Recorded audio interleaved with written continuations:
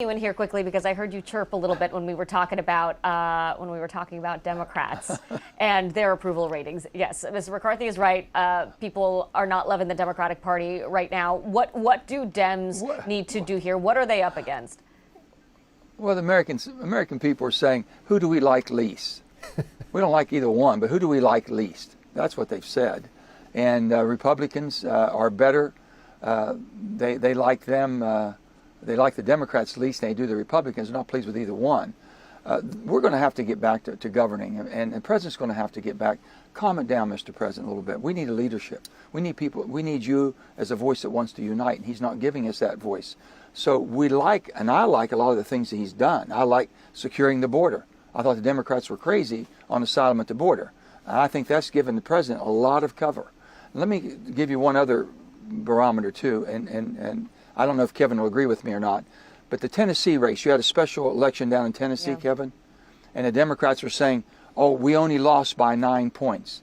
If they would have had a centrist, moderate Democrat, such as Abigail Spanberger or Mikey Sherrill, they could have won that race there. That was a winnable race for Democrats, but they can't get out of their own way. They went with a real far progressive person on the left. And, you know, that's not going to work. It's just not going to work.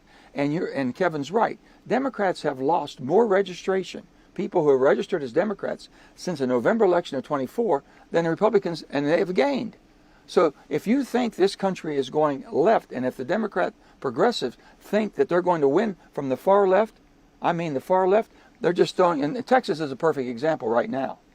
They're just kind of throwing that one up. You know, what they have running against. The quality of the candidate matters. Let me give you an example. When Nancy Pelosi was elected Speaker, I was elected Republican leader. In those 4 years, we turned it around and won the majority by 5 seats.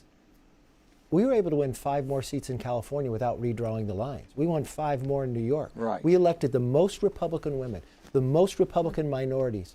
We ran in seats we hadn't won before, along the border of Texas, where they didn't think Republicans could. So if you get a better candidate, better message, you can win. So who's going to be the nominees for the Democrats? Are they going to go the Mamdani route? Are these going to be socialist Democrats?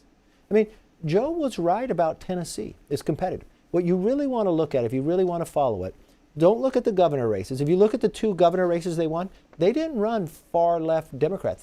They won 2 moderate congresswomen. One went to the Naval Academy and one was the CIA. Somebody you don't really see in the Democrats. But if you look at those state races, the Democrats beat every Republican that sat in seats as incumbents. That Kamala Harris won that district, and they won the races that Trump won up to 4.5%.